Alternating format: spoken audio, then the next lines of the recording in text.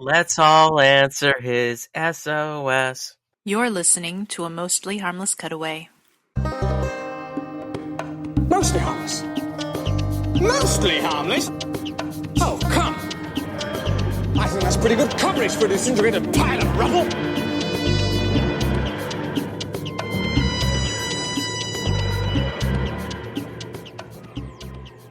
Hi, this is Eric. This is Josh. This is Sean. This is Carl. And this is Caleb. Welcome back to another fully loaded, mostly harmless cutaway. This is episode 180, purportedly.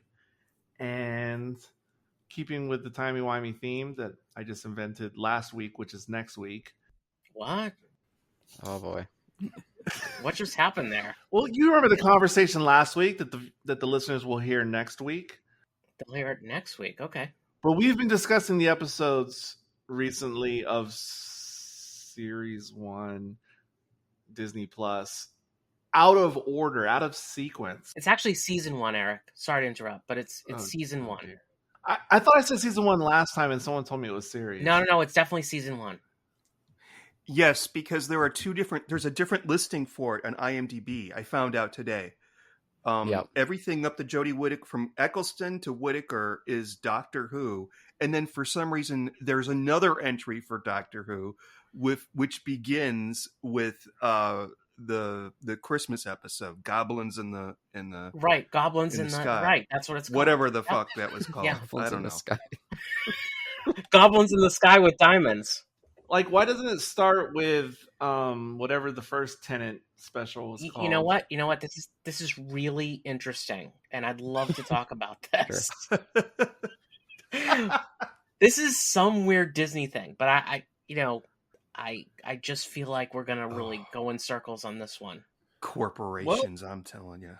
Just like the way we're recording these episodes for season series triplicate carbon copy. Doctor Who. Series 14, of course. Oh, God. I can't even keep those numbers straight. But this is the episode 73 yards. Hopefully that's what the label on the tin said when you downloaded or began to stream this episode. 73 yards. And the reason it was postponed was because we wanted to get everyone here. Well, Josh didn't matter, but everyone else really mattered on this one. I knew that. I was well aware of that. Yeah. So we're going to talk about space babies today, right? Oh, no. Because I really wanted to talk about space babies.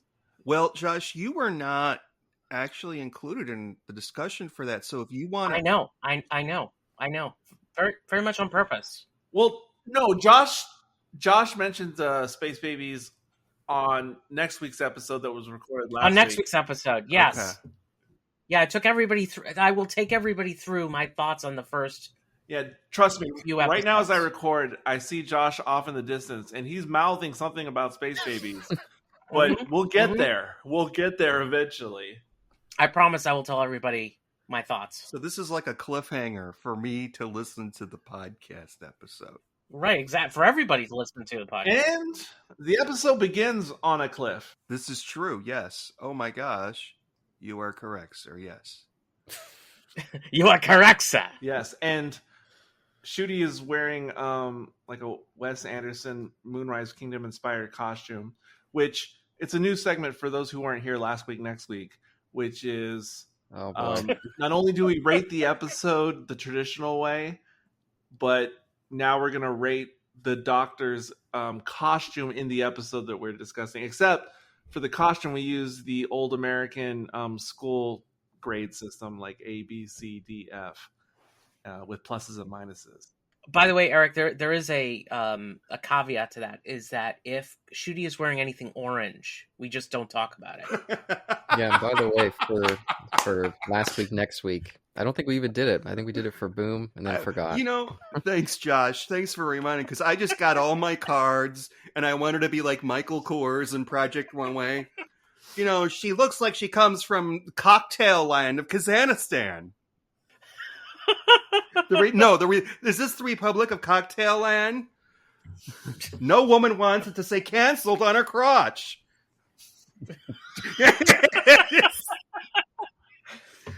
We're gonna call that the canceled on a crotch. I have no idea what they're talking about.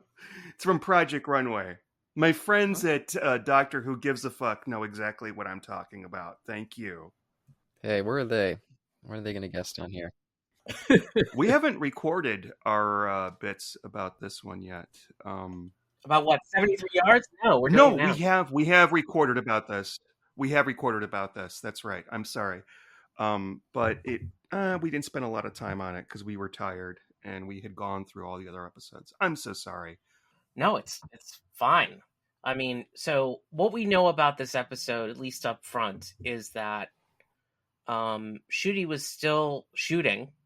Ncuti was still shooting Sex Education when this episode was shot.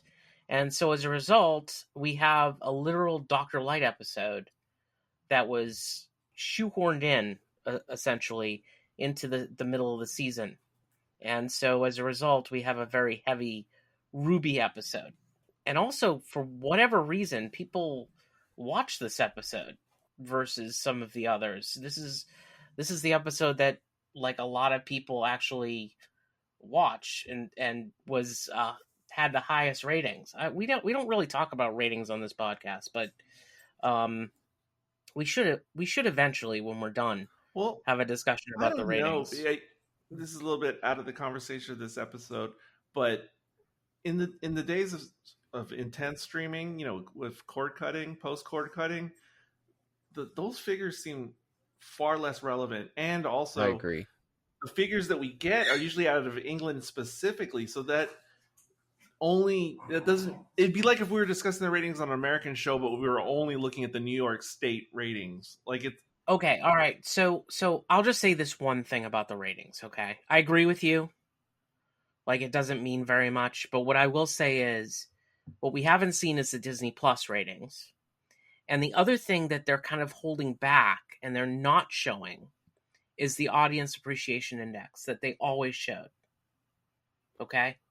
So, there's something up with that. Oh, well, and all major streamers, at least in the US, are all KG and very protective about their streaming numbers for anything. But, and I don't know if it's true because I didn't have the time or ability to verify it. I did read an article, take it with a grain of salt, that whatever goals they had set up with this relationship between BBC and Disney Plus, that supposedly they have well exceeded whatever goals they were going for with streaming numbers on Disney. But again, I don't know how to verify that. That's interesting because Russell T Davies just came out. There was an article that came out indicating that Russell T Davies was not exactly plussed with the ratings as it shows today. But maybe he's speaking about the traditional ratings. And was quoting a 28-day number for Space Babies. Indicating that, and it was something like 5 point something million. But he might be, but that conversation sounds like it's specifically talking about the British ratings, but. Well, that's the thing is we don't know. So, like, again, I mean, if you were to take the ratings at face value, you would say these are the lowest rated Doctor Who episodes ever. But you can't take it at face value because you can't do it with any. This is an American production, believe it or not. Yeah. I mean, it isn't, but it is. Yeah, it's like certain James Bond films. Thrown in something like 150 million into this thing. It's like certain James Bond films are very British productions, but American underwritten. I wouldn't compare. But also, again, even if we were talking about Star Trek or any House of Dragon, there's no way to know the numbers, the true numbers, and what's really happening. You're right. So I agree, like something like House of the Dragon, I agree with you, but that's, again, it's HBO, right? So they have their own numbers. They can make a they have actually shared their numbers on Game of Thrones. Game of Thrones is like 50 million people or something. Ridiculous numbers. So they share when they want to, and they don't share when they don't want to. Right, of course. They share when something completely blows up. The last thing I want to say about ratings, because I know this is hot talk and I can't take it anymore, but I know. What were you wearing when you talked about ratings? Tell me, please. I'll tell you slower. No. Use my ASMR voice and start talking like Truman Capote. Eric, stop. Okay. But I don't know if the video was real or cooked up in some kind of way. But when House of the Dragon premiered with their first episode, there was this video I saw on social media that was supposedly outside a standard New York apartment building, like Seinfeld type building, except with more floors. I mean, where Seinfeld lived in the show. And the show had just been released on Max, and there was all these apartment windows that seemed to be kind of in sync with each other watching the opening title sequence. I don't know if that was a real video or cooked, but No, not a real video. Okay. Moving on. Anyway, 73 yards. RTD's in charge, so we got to talk about whales and being whales. Not that there's anything wrong with that. It was like a whales horror. Well, okay. Wasn't it? So I know this is part of the reason why I and others really wanted Sean and Kayla, because I feel like I've guessed with those two when they're choosing horror movies and things like that. And I'm always the odd man out because horror is just not my thing in general. I mean, I don't dislike it. I just don't have I don't get too messing over it like the other two chaps. But that being said, I got really excited in the opening minutes of this episode because I thought, oh my gosh, are they going to do like Doctor Who does The Wicker Man with Christopher Lee? I swear I thought the same thing. I thought the exact same thing. Mm-hmm. And I was like, wow, strap into your wicker seatbelt because here we go. And I was kind of excited. Yeah, and I can't remember if I was with Sean and Kayla both when we discussed that for some podcast, but that was one that I was like, okay, Wicker Man, I've heard of it. Let's see. And then I unexpectedly loved it a lot. So that's another reason why I was so excited about this. And it doesn't stop at the Wicker Man. You can see RTD in that scene when she goes into the pub. That's got two movies slathered all over it. One is An American Werewolf in London, and the other one is The Birds. They even have that older lady with the red cap on. That was she was in the cafe in that part of The Birds where she's trying to explain everything, just like the lady does in this scene. Yeah, took my line, Sean. Good job, because I knew she was supposed to be evoking something, but I couldn't figure it out. And I've only seen The Birds once, and I completely forgot, but I remember what you're talking about. And then when I watched this episode a second time, which was today, it's not as alike as those examples, obviously, but the pub scene, it just kind of reminded me of Hateful Eight, like kind of stepping out of things for a while and having some exposition and interesting conversation. Mm-hmm. Mm-hmm. And this is something that I have noticed that I have liked in this new RTD run versus the previous run, which is there's more banter and conversation that is not, I mean, this happens to contain exposition, but it's not just exposition because they're toying, they're messing with Ruby, and which also messes with the audience. You can't tell if they're being serious. You're wondering from the beginning of the episode to the pub, like, what year is it exactly? Mm-hmm. Like, is it the 90s, the 80s, present day? You don't really know.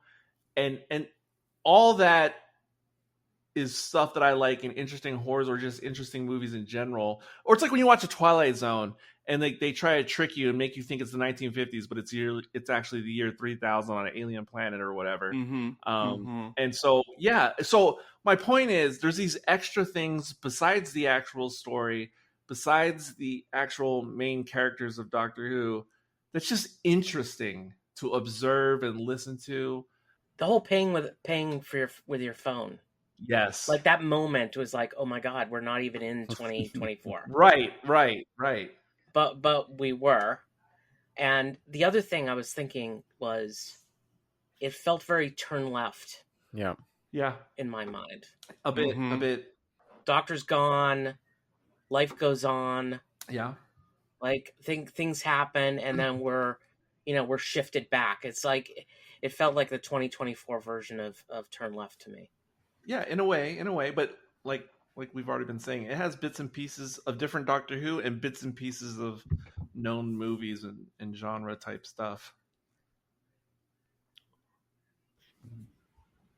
Well, I'm glad we got everyone here because I knew there was a lot to say. There's also so I'll speak. There's also like I don't know, like the kind of fantasy pieces to all this, like that circle and how important that circle was. The Doctor putting rock salt down in Wild Blue Yonder has caused whatever it's caused. Making things a little bit more supernatural.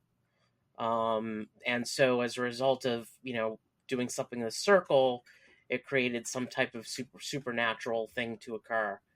Not knowing, and by the way, I will tell you that the knowledge that older woman was her, what's her name? Ruby herself, was pretty cool. That was pretty cool. I thought that was a nice twist at the end. At one point, did y'all realize that's where that was going? Pretty early in, 10 minutes. Really? Yeah, I'd say once the horror element stopped, and it was just like, oh, she has to live with this now, and she's aging. That's when I was like, oh, is she going to age up and end up being that old woman? Yeah, for me, I suspected it almost right from the start. But then you always do, Eric. You always figure this stuff out. That's not true. Yeah, you should be my co-host for the Murder She Wrote podcast. No. Yeah. Oh no! Don't say that, Sean. Yeah, Christ. I like turtles. So I was mixing my memes. That was Crack Boy and Turtle Boy. Anyway, I thought you were going for Gamera. No. Okay, look. I suspected right off the bat, I think that might be older her. But then, with all the different things that started happening in the episode throughout, I got off the trail of thinking that's where it was going. Like, what did she tell them? That's what I was wondering. That made them run away like that. Yeah, and that's an unknown. I don't think we're ever going to find out. No, I don't think it's a real thing. I mean, it's not. I don't think RTD even knows, or he has a vague idea. No, it's kind of lazy in that. Like, yeah, a little bit. It's a little bit that's been brought up in the show, but was never explained. The two things that really, frustrated me about that is, like you, Eric, I kind of figured early on that was going to be Rose. What kept throwing me off was the horror aspect in terms of, if it was Rose, I'm sorry, cool. Ruby, sorry, but so what threw me off was one, the horror of everyone running off when she said things. Yeah. So I had the question as to what that was, and two was her pantomime, that was occurring through. I really wanted, because it had a very particular pattern. There was like the open shrug, the hand lotion, the mini prayer, touch a chest. And I was like, well, what does she say? I mean, if we know that it's her and she knows that it was her that she's trying to communicate with, I was expecting some connection to the gestures, something to bring all of that home. So if you're going to make it her, completely make it her, make that make sense.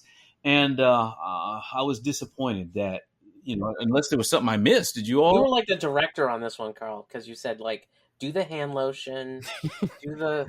Well, I mean, she had a very particular pattern. No, you're 100%. And I'm looking at it, trying to figure out, well, what is she saying? What is she saying? And for them to be like, it's over. It was just her. What was she saying? You know what I was afraid? Yeah, I really thought that they were going to do with this. I thought it's going to be 45, 50 years later, and, there's this lady outside her house, this old lady, and she has a friend over who just happens to know sign language, and she's like, oh, yeah, she's saying blah, blah, blah, blah, blah, blah. And I'm like, if that happens, wow. I'm going to scream. Yeah, that would have been worse. Okay, so I only watched this episode 2 times, and the second time was today, and so seeing it the second time, there was a couple things that felt different. And going to the signs and what does it mean? I don't know exactly what all it means, but when we get to not the end, but the climax of, you know, Ruby executing her plan on the football pitch, once the Prime Minister runs off, the gestures seem to make some sense in the context of that moment. I don't understand what all the gestures mean, but some of them seem to indicate like, thank you, like you did it or something like that. But then there's other gestures. I haven't connected the dots on those. Here's the thing. They were going to shoot her. Oh, yeah. That was a bit much, too. I don't understand. Like, that was like... I think that was just to add to the drama of... No, I know it was, but like none of it made really a lot of sense. Well, like, okay. Yeah, there's two other things that didn't make sense to me on second watch. So Ruby's adoptive mother at one point, you know, goes up to talk to the lady and takes off running. But compared to all the other people who took off running, it's weird that, because, you know, Ruby keeps trying to call her and wait outside the door. It's weird that her mother would actually speak to her, because her mother is the only person we know of who the Prime Minister had some words after he ran away, but the mother's the only one who we really get to talk or who interacts with Ruby post run. And was she told some words, or was it almost like a magic spell? Because I don't know. And I was watching it again, thinking Eric's really going to want to talk about what she actually says. You're never going to know. We're not going to know. And it reminded me very much of just this last weekend on Joe Bob Briggs. He showed the movie Donnie Darko. And there is a character who looks and does something very much like this. That's Roberto Sparrow, the retired, physicist that walks back and forth between the mailbox and her house. And at the end of the film, Donnie Darko comes up to her and she whispers something in his ear, and we never find out what it is. And I'm not saying that RTD copied something there, but the similarities are just so bizarre. Like, yeah. Does anybody else like not like Ruby's mother? No. Like, I don't have any problems with her. Truth be told, I've never really cared for any of the parental figures in these in New Doctor Who. Caleb's on record. No, I agree with that, but like, I'm just like, I don't fully agree with that, but I've never seen a moment where I liked her.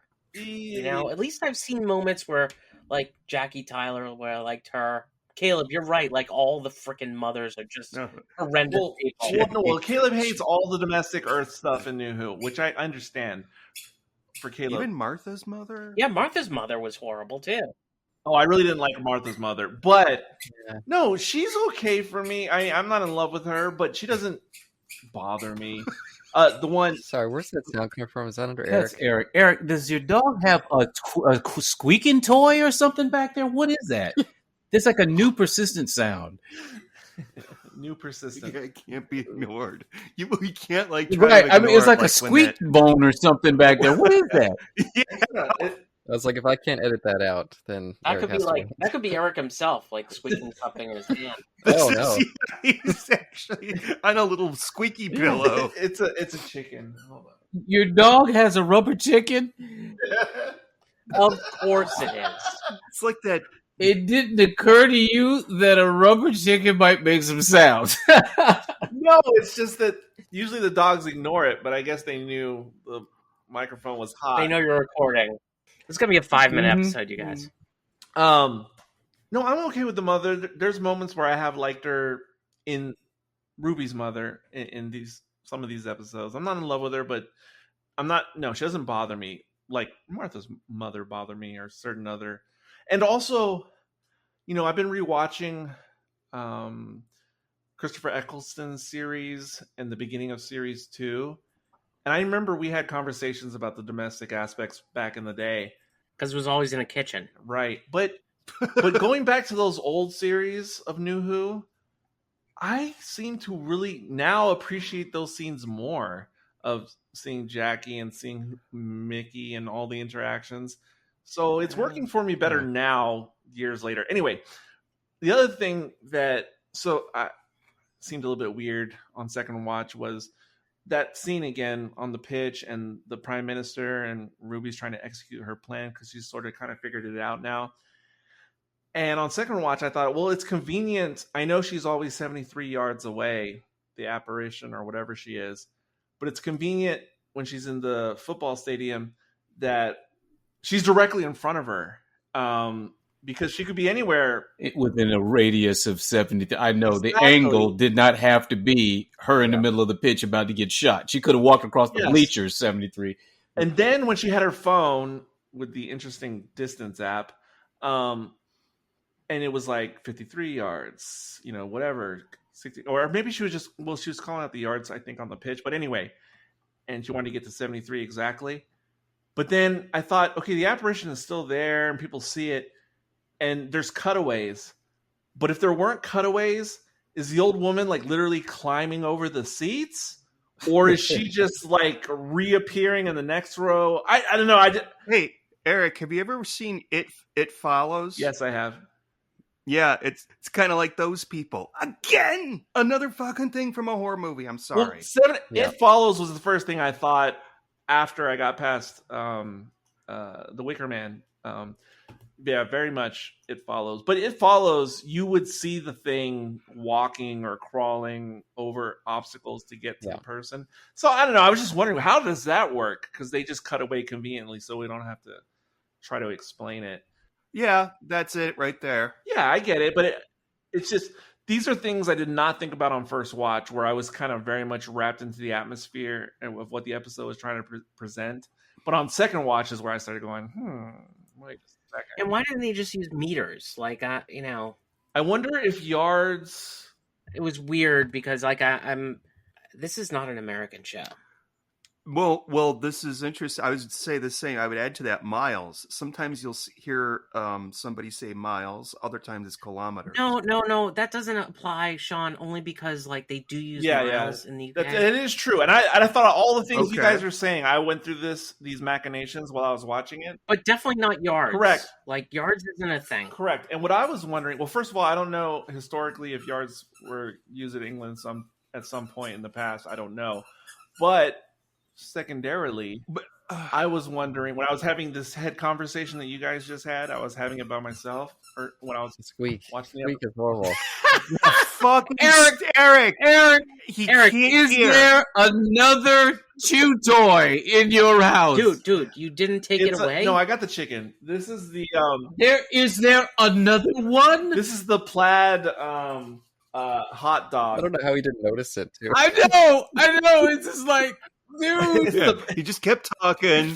Caleb, keep all this in. You should just keep it in. I might have to at this point. As we cut to Eric's floor, he has like 9 shoe toys down there. He's like, well, I didn't think they'd move on to the next one. How was I supposed to know?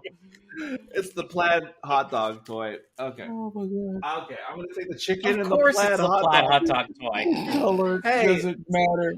Exactly. What he's talking about. I was so worried about what it was. It's I just know. the plaid hot I know dog Mark toy. Cochran appreciates these types of squeaks.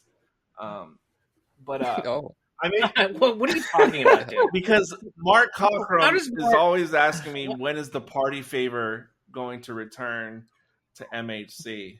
Remember the party favor? Oh, that thing has been broken for. I still have the original. It has no paper left. It's just the definite articles. It's just the plastic mouthpiece, but it still buzzes. Remember, I used to blow it before fake Doctor Who news. Oh boy, Eric used to blow it. Okay. No, seriously, are you talking about like a No. Like I remember when you used to blow it. A party favor. Okay. You know the ones that birthday parties when we were kids? Okay. You know what? I think Caleb had something to say about. Can we listen to Caleb's thought on 73 yards? I'm so sorry. Yeah, I was going to say, since we didn't do the initial thoughts, I'd prepared something a little bit for that. Oh, is it a written statement? Not a written statement. Okay, no. just checking. Yeah, because this was Josh's thing for a hot second. I did written statements. I might do it again. I don't know. We'll see. Go ahead, Caleb. Yeah, if I was going to do initial thoughts, I would say, this season so far, especially, not including Dawn Bubble and Rogue. Yeah, I was pretty lukewarm. I wasn't really liking anything. Even Boom, I was like, okay, solid, 3 out of 5. So coming to this one, the first viewing really blew me away. I kind of missed the Dr. Light stuff post the original RTD run. They're always interesting episodes, even if they weren't always great. They brought something a little bit different and new. So I was happy to see that come back. And Ruby as well had been kind of just this flat note all throughout this original stuff. So to get to this episode and see a big spotlight for her was also a big surprise. But I thought it was really well done, and her performance was really good. Mm. And I love the horror stuff. I always, Eric mentioned earlier, The Wicker Man, and I especially like movies that are kind of set around the sea. I always think that's really good for horror. Let me ask you this, Caleb. This is just for you. Did you think that the innkeeper, that lady, did you think that was Mink Stoll for a hot second? No, actually, I was going to mention, I was surprised Eric didn't mention who that was. Eric, did you recognize her? That old lady with the hat? I thought it was Sylvia Coleridge from Seeds of Doom. Oh, I could see that. Yeah. Is Eric still there, or did he go? I think he's trying to figure out the dog situation.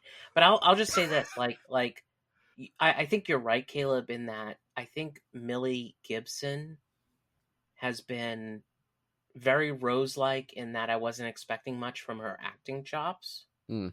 And one of the things that I've noticed, and I will admit, is she's a good actress, and she's doing really well. And the other thing is, her chemistry with Ncuti Gatwa is good. Like, it's not off to me. Which makes it easier for me to watch. Whereas, look, I know I will sit here and compare this to the Jodie Whittaker era because it's the last thing that we watched. I never saw the chemistry with her companions as I do with Millie and Ncuti. I never saw it. And this is something that makes it easier for me to watch, even with all the messages and all the other stuff, is that it works, you guys. It works. And you can tell that Russell does a really good job in finding very young actresses who actually work very well with the doctors that he selects. I agree with what you're saying, Josh, but only to an extent, and I had to put an asterisk for my personal opinion on this topic. And I've been wanting to mention this on the last episode we recorded, which is next week. You see, for me, I kind of agree, except where I differ is Ruby, or the actress, still hasn't really grown on me. She's fine. I got no issues with her. She just hasn't grown on me like virtually every female companion of New Who, excluding the Chibnall era. All the previous female companions eventually grew on me fairly quickly. Ruby has not. I don't dislike her. She's fine. And the other amendment I would make for my own personal taste is I think it's Ncuti who's the magic piece of the puzzle for me. I think he's just amazing with whoever he interacts with. And Ncuti is the one that keeps me in it for this Disney run, whether it's a good episode, a bad episode, or whatever.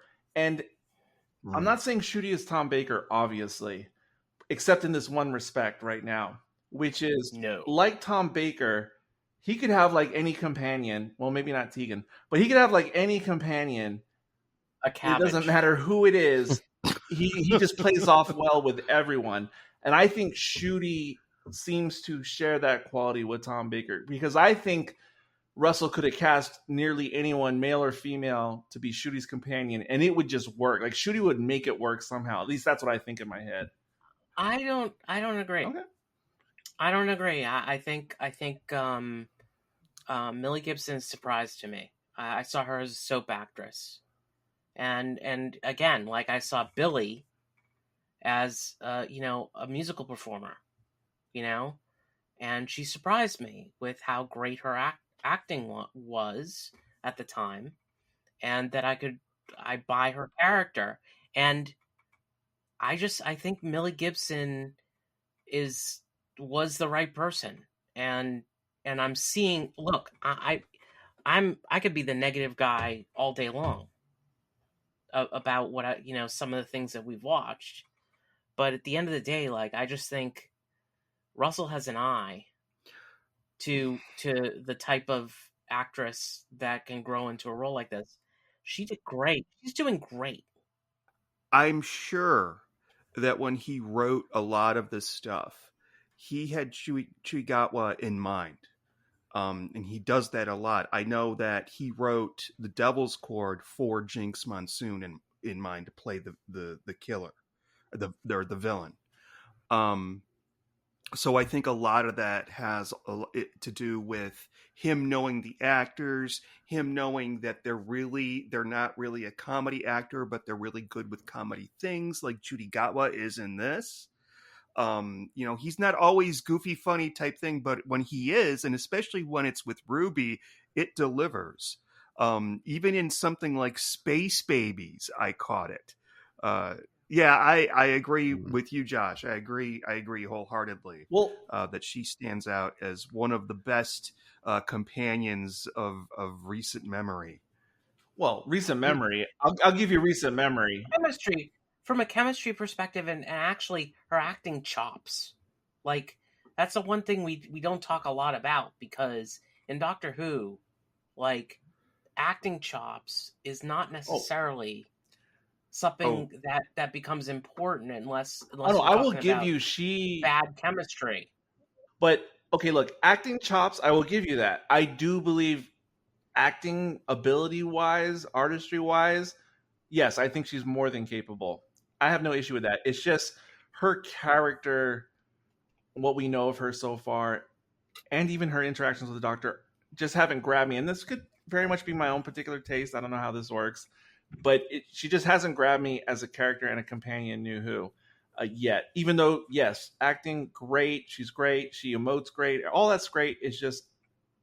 And also, because I've been watching Series 1 and 2 recently... Rose is not my favorite companion ever or anything. Never. But rewatching those episodes recently, I'm much more into Rose than I am Ruby. Oh, interesting. Well, listen. Well, getting back to the episode just briefly, like, she carried this episode. Yeah, that's true. And in my mind, this is the most watchable Doctor Who we've seen in this run. Okay, absolutely. It would, up to this point. For me, to this point, no, I agree with that too.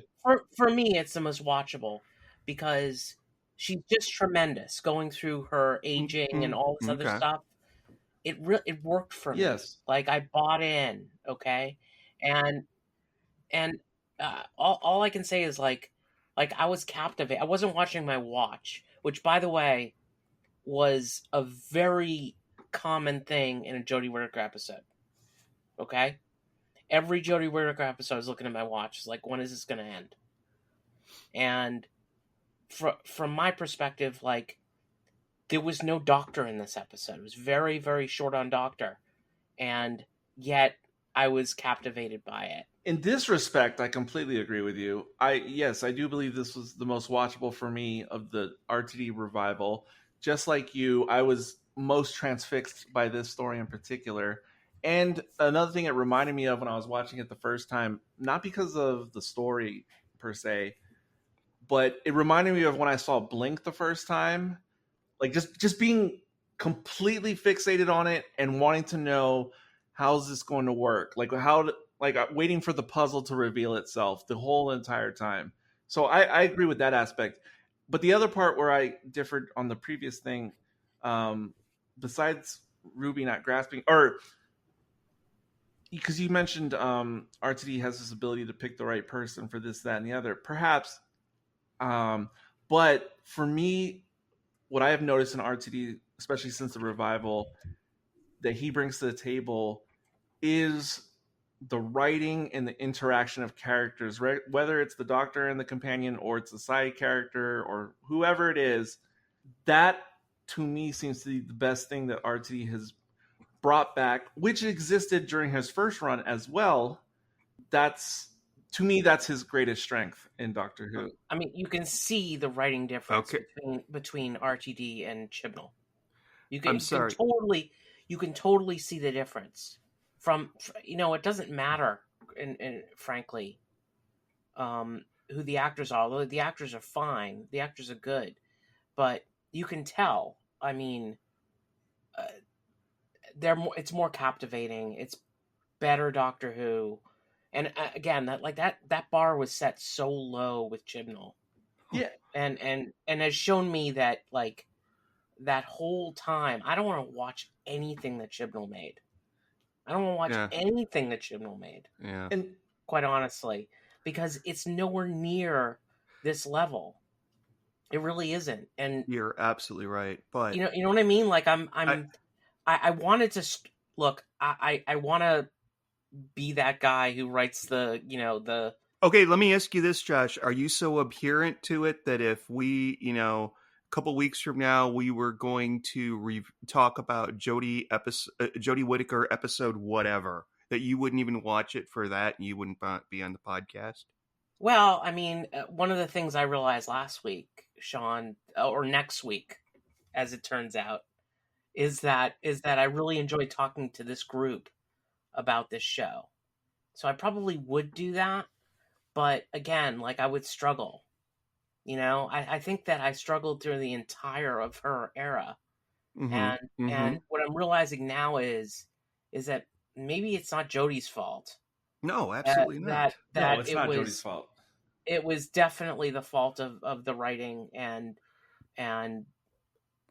I just feel so much more feel different about this, as if we're going back to series 1 or series 2 or series 3. Well, that's good to hear. It's so much more watchable now than it was during that time. But bringing it back to 73 yards, and I was going to say, when y'all were talking about yards, maybe it's like Journey to the Center of the TARDIS, and maybe over there it's 73 meters. Yes, I was going to say the same thing earlier. That's what I've forgotten when the chicken came. But I want to say I think there has to be a big however here, because Carl has brought it up. There's something in this that really pissed me off, and it's what Doctor Who has done to me repeatedly through the years. Is that they've got a great story, a compelling story. I'm fucking invested in the end.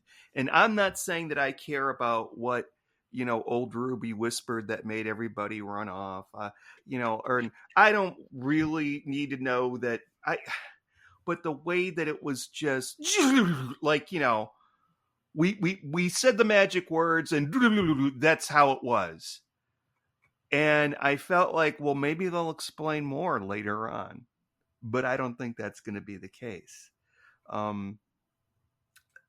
I didn't like the ending, is what I'm basically trying to say, folks. Yeah, and I didn't get to finish my initial thoughts, but I come down to a similar thing. Oh, I'm so sorry. Keep going, Caleb. I'm so sorry.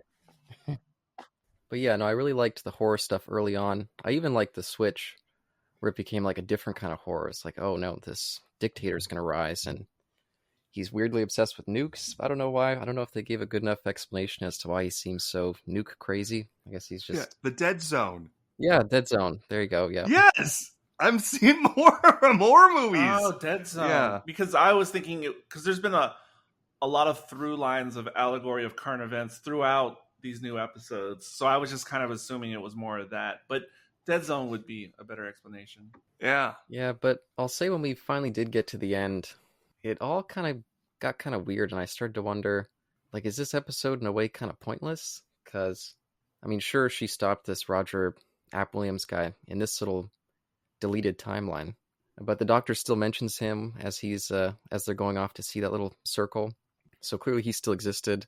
And then I started to wonder, okay, I guess I just have to accept that, yeah, this is the magic version of Doctor Who. But who even put this little spell circle that says Mad Jack on it? Is that just a coincidence? It was probably, or could have been, not probably, could have been another version of Ruby before this. And this is the second leading into the third go around.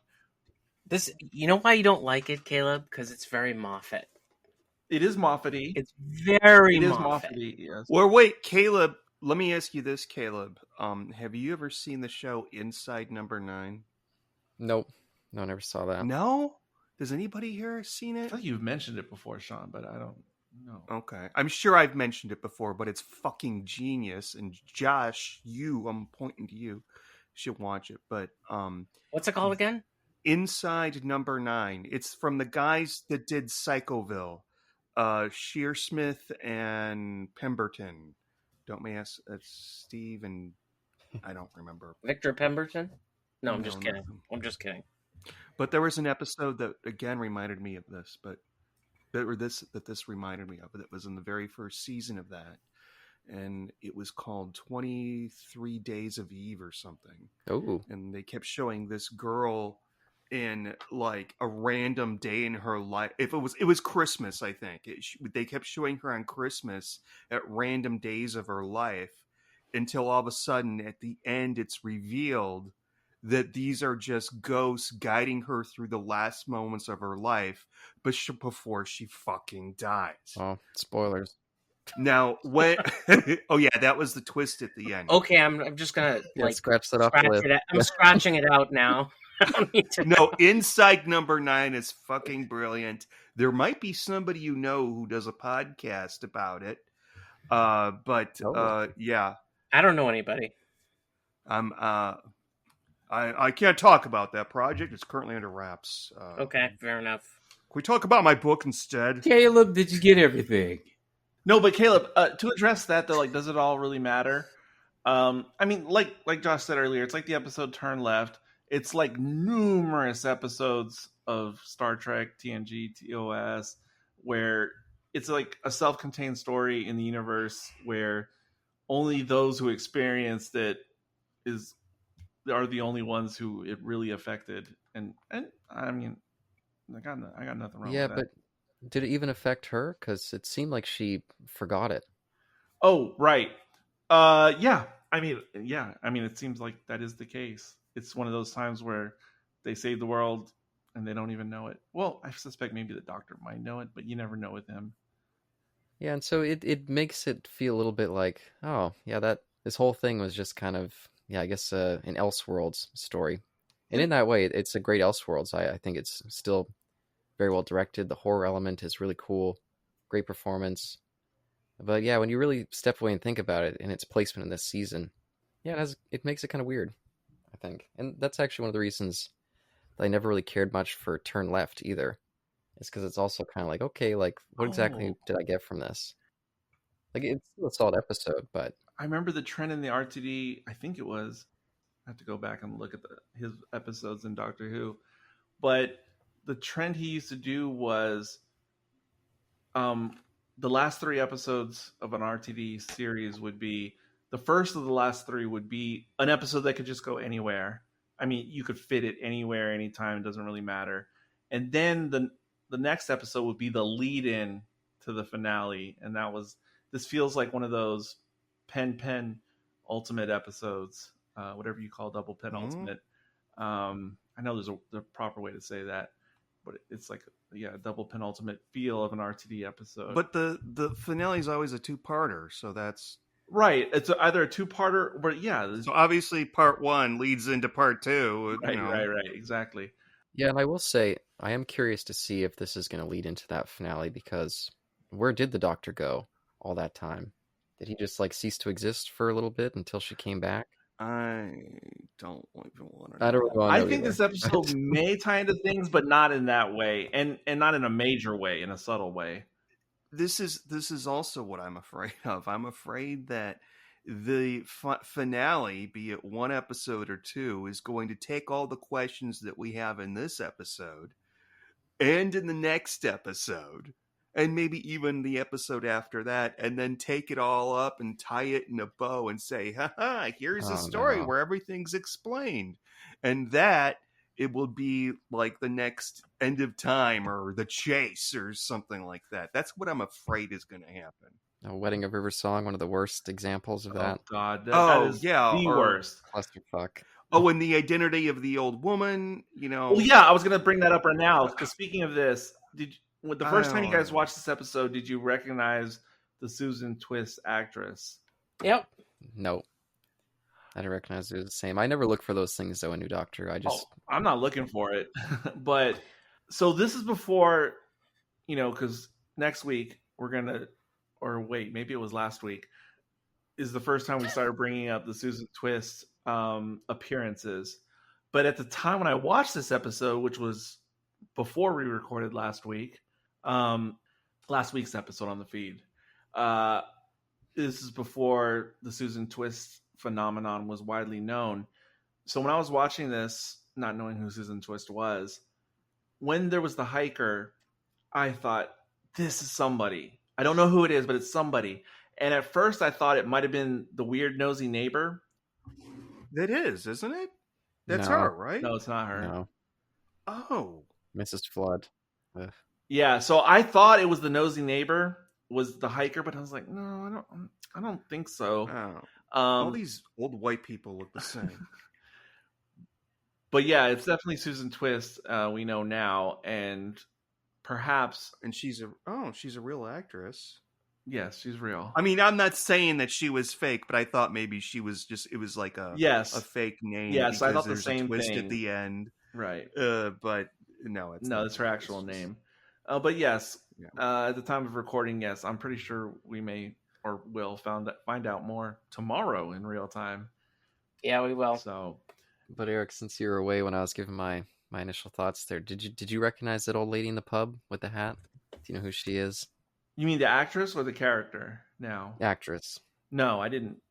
Well, I recognized her from something stupid, and I looked her up, and I realized I should have recognized her from something else stupid, but that you like.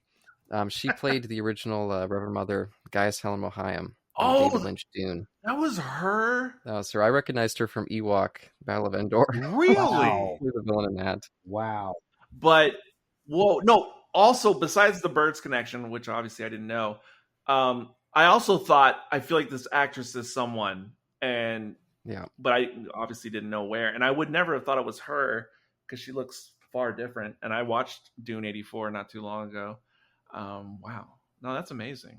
Actually. Yeah, I didn't realize she was Welsh. So, of course, RTD had to hire her. All these new series doctors, they always have to, or producers, I should say, have to insert themselves in that way. And going back to another aspect that we've touched upon on this episode, but I wanted to touch on it more. Because obviously it's been mentioned this is a Dr. Light episode, which is very apparent. But at the time, and then having seen next week's episode already, I thought it was just weird in terms of placement and whatnot, that essentially, because this is going back to Boom, and I don't think I brought it up then, but I meant to. But Boom is essentially like a Ruby Light episode. And then this is for sure a Dr. Light. And then next week's episode is a Dr. Companion Light episode. And I just thought that was interesting placement. Got more thoughts on it, though. And like was said about this episode, these types of situations or forced situations tend to incur interesting episodes throughout the run of Doctor Who. And it still reminds me of the lame joke that's been done a million times, and I did it last time, I think, where it reminds me of Black and White Who, where the actors need to take a holiday, and so they just kind of fill in for an episode here and there during the serialized stories, or they have a stand-in or a photocopy life-size or a physical stand-in where we never see their face, whatever. But furthermore, I also think, because someone mentioned, I don't know if it was this time or last time or future time, someone mentioned, like the bottle episodes or the closed circle episodes. Yeah, like Boom. Boom right, is the bottle episode. Of course. And not true to the real definition, but these 3 episodes in a row, and again, I'm talking about next week's future episode as well. Something I found very interesting is that, all things considered, these are 3 relatively low-cost budget episodes back to back to back. And I find them all interesting in different ways. And I just thought that is really good economy of resources. And probably another reason why they had Dr. Companion Light is probably because like they were shooting the finale like the whole time or something, like while they were producing these episodes, so they could obviously use these other actors and actresses who only appear in these 3 stories. Like it's just what do you call it? It's a perfect storm of creativity because the actors, the principals are off doing something else. Boom only utilized 2 locations, and the main location was like a small set, which probably had a volume LCD screen in the background where the mine was. And then they just used that future dystopian town set, which has probably been used in a bunch of different productions outside of Doctor Who. Very simple, very easy for the production team.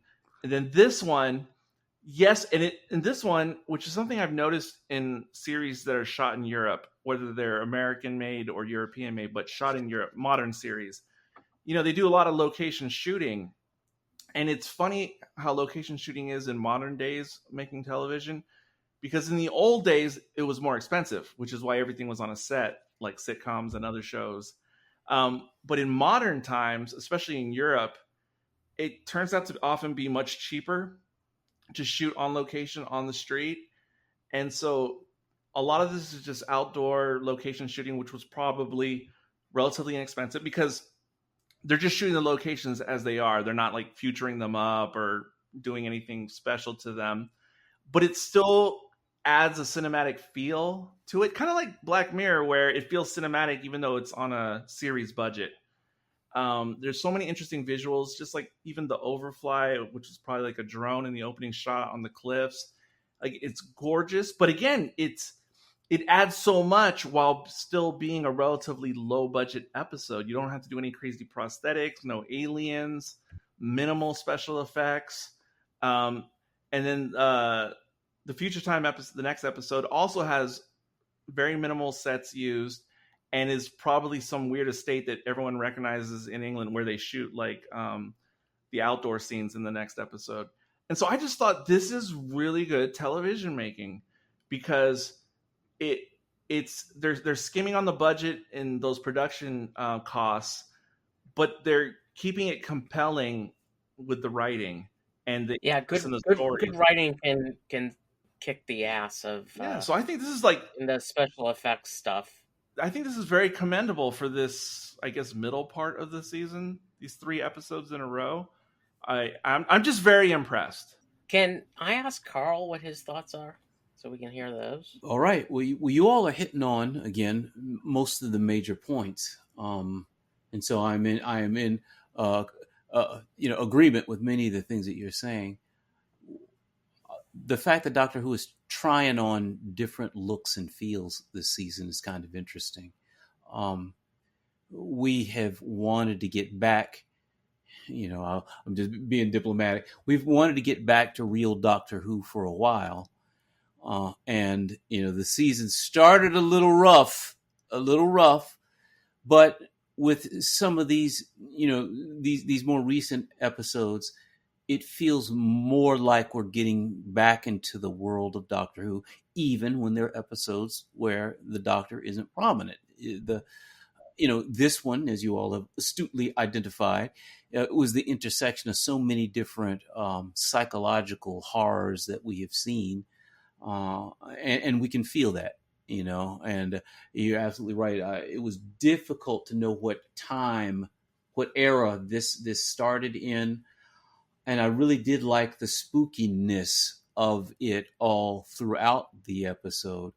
I agree also. It was 2 parts, right? It was the witches in the pub mysterious story.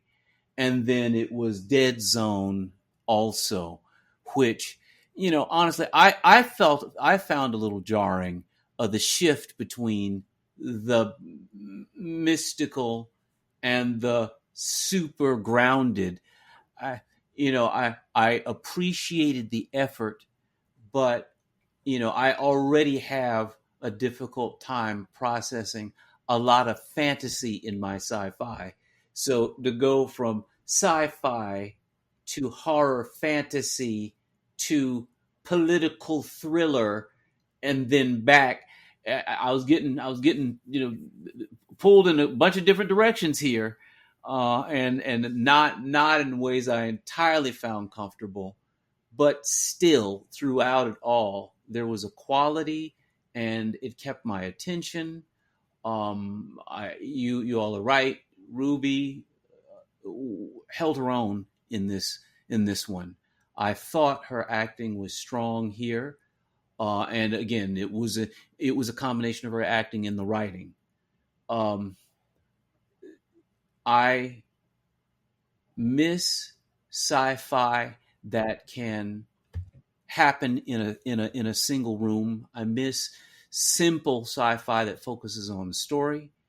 And this is the second time in this season of Doctor Who that they have managed to tell. And again, we're not talking about bottle shows. It is just like the scope of the story was small, and it was the storytelling that really propelled things. Second time in this season that we've seen that, and is consistent with classic Doctor Who, where truly budgets were limited and they depended upon good storytelling to hold our attention.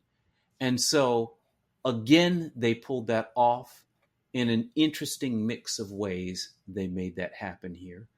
I already told you my beef, which was, again, like you were saying, Eric, I watched this with the care that I put into Blink, right? I wanted to know, how does this puzzle, fit together? How does this unknot to tell me the bigger story? And when that happens, especially with an episode that focuses so much on, detail and story, you think everything is important.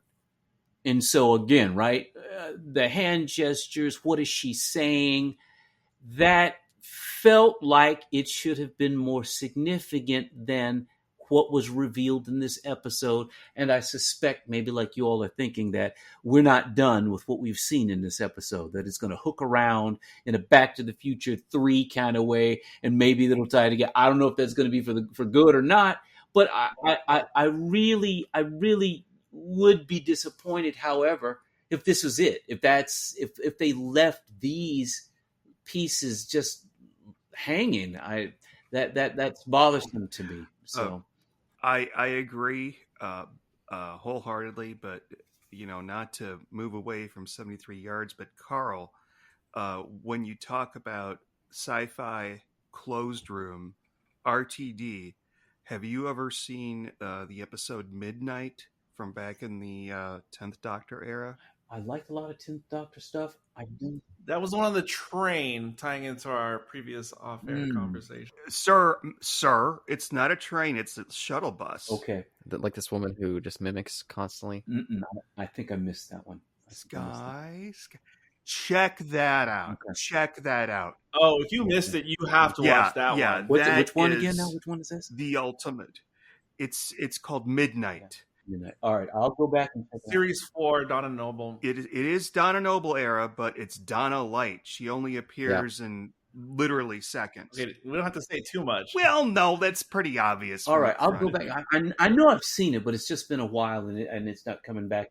Many consider it one of the best RTD stories of Doctor Who. As do I, and that really does show that he's got that in him, because I love closed stories, whether they be sci-fi, horror, murder mystery, whatever. And that one really yanks my chain. All right. I couldn't think of something else to say. Yanks my chain? I almost said pulls my leg, but that wouldn't be the right thing to say. I'll check it out. Still got a bit more, Carl? Let me see if there's anything else I really wanted to say. Because you all are hitting on some really good points here, and I don't think I have a whole lot more to add. So again, like I said, I agree that the air quote closure at the end of this episode felt really, really rushed. I mean, for us to understand that it was Ruby all along, which of course we suspected, but bringing that home, there should have been more to the reconciliation of that. It really, the flashback and then the hands. That's not enough. It's not enough. But again, right? But that's my other complaint, right? All throughout the season, really poignant moments have been rushed. From the start, right? I'm the Doctor. I travel through space and time. Welcome aboard the TARDIS. Let's get started. I know we know this. There's it's just like when you see the Enterprise glamour shot. It's coming. It's got to be there every time you have it. But just because we've seen it before doesn't mean you rush it. It's just... Dude, just wait till next week. That's all I can say about rushing things. Well, I'm just saying I have noticed that. And again, right, but see, again, right, we're geezers, right? The kids like it faster, and, then we are all 70s storytelling. So, maybe it's just us. But I got to say, there is something really, powerful and emotional and resonant when you can bring that moment together, or you can connect the audience with, multiple storylines in a moment. And I really think we should be respecting that more, especially now that we're trying to, get back to legit Doctor. So anyway, that's my beef though. Good stuff. Yeah. I mean, it was good. Maybe the bar is set really low for me at this point. But yeah, I mean, we were talking about Midnight. We talked about Space Babies. We talked about Turn Left. Like, these are good stories, and these are things that I remember from back then where it blew me away when I watched it. And we kind of had that already. I mean, Midnight and Boom are both bottle episodes. We haven't seen a bottle episode in a long time. Only a certain type of writer can write a good bottle episode. And we haven't seen that from Chibnall. So I just feel like, with any complaint that we would have about 73 yards, it's 50 million times better than anything we saw with Chibnall. Oh, without a doubt. So, like, it just from a writing perspective, from a, I don't need space battles for me to enjoy Doctor Who. I like but I also don't like kitchens and children. But from that perspective, like, it was just engaging, really good, really engaging, and I think Millie took it home.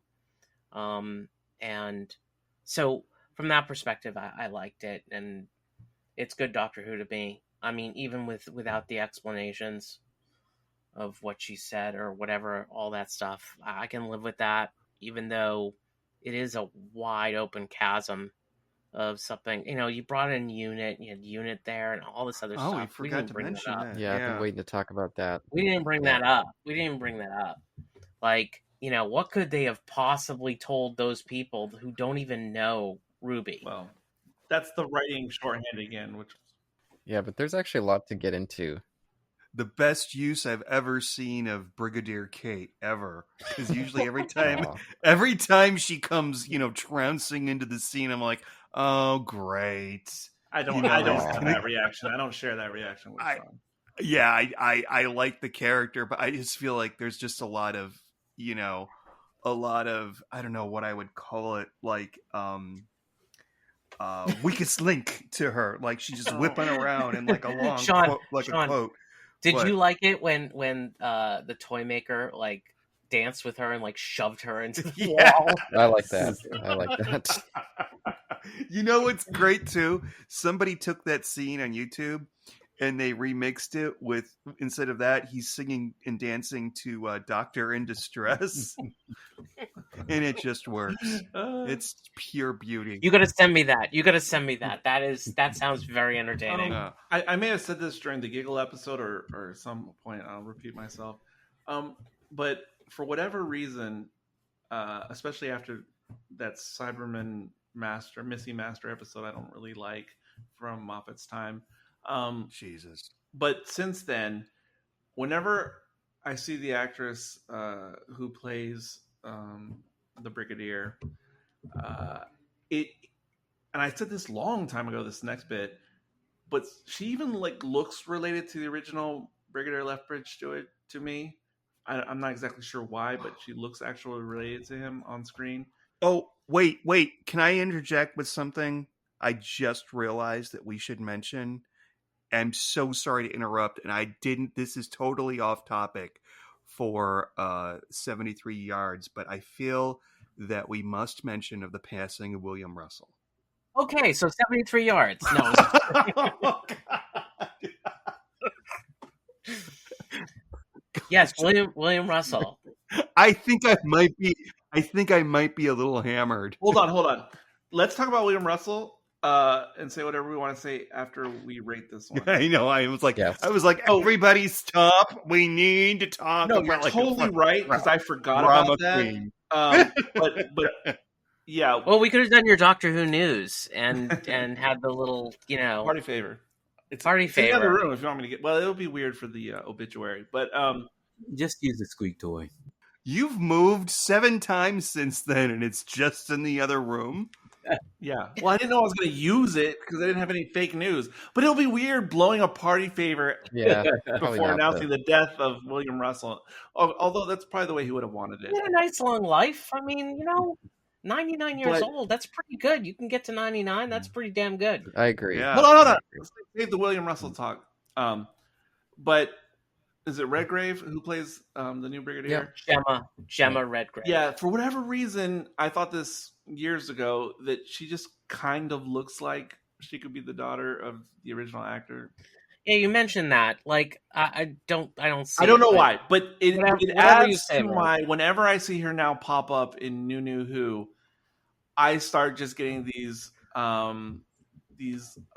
melancholy, reminiscent memories of the Brigadier. And I think it's the best way to just have a little homage. And this is just for me. This is not for everyone.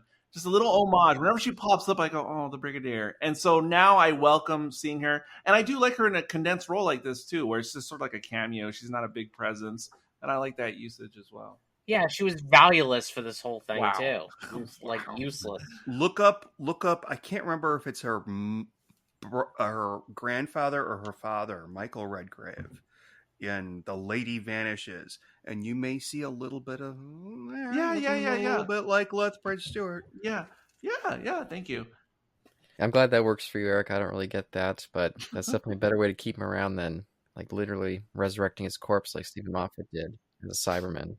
Fuck that. That was terrible. Definitely terrible. No, but Josh just said she had no use in this episode. And on face value, yes, she had no use. But her use in the episode as a device was to show that even UNIT cannot deal with whatever voodoo magic is going on. Yeah. No, I get that. I was talking about like her value to Ruby. Well, yeah, exactly. Like even UNIT can't help her. That's what I was talking about. I understand the reason why they brought her in. Anyway, we would do this story. I think we're gonna rate it. Yeah, but Caleb, did you have more to say about UNIT? Yeah, so not only there just to, I guess, to legitimize the magic stuff, she says they've been dealing with more supernatural stuff lately than even the sci-fi stuff. That had me rolling my eyes a little bit. But that's the whole salt thing. That's the whole salt and Wild Blue Yonder that we're playing with right now, which brought in the goblins and and probably has something to do with Ruby's origin or something. And the unit all right, but hang on. Go on, Caleb. I want to hear the rest. Go on. Thank you, Carl. Sorry. Yeah, I was going to say, she also says, I think this timeline suspended along your event. Which I didn't really know what that meant. Was she talking about the timeline for this particular episode or all the weird stuff we've been getting? I think you're right on the latter. Okay. I suspect this whole Ruby run with the Doctor is going to be some type of little pocket event, like alternate, because it also feels like they're leading. Yeah. I mean, with all the clues for the arc of the season with the Mavity, and then they create a new word in this episode. Mavity is gone. And then there's the Twist Lady. It feels like they're dabbling in what all the other big IPs have done in the last 5 years. which is there's some type of multiverse thing going on. Mm-hmm. And I can't bring up the next one until next week's recording, which is going to be on the feed in 2 recordings. But I think there's more credence to this theory in a future episode after 73 yards.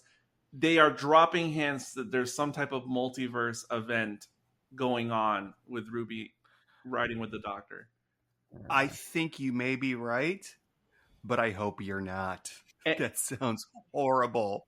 You may be right, but you may be crazy. But I think, Caleb, I really think yes. I think that the Brigadier was here in this episode to make those 2 points as some type of weird foreshadowing or... I like how you call it the Brigadier. Yeah. Hilarious. And it makes me consider, like, yeah, what is that unit show going to look like? Is it going to be more supernatural infused? I don't know if I'm excited for that. Is it going to be Sarah Jane Adventures, or is it going to be Torchwood? That's maybe. Yeah, I was going to say maybe Star still owns the rights to the name Torchwood, and so they have to switch it up to Unit. Both were pretty bad. That's half a joke. I'm not really being serious. Minus Children of Earth. I can't wait for it. Unit Miracle Day. As long as they don't burn up a medical doctor. Children, don't want the medical doctor to die in episode 4. God, could you talk about a series perfectly alive and well moment? One next moment, no one heard of it again.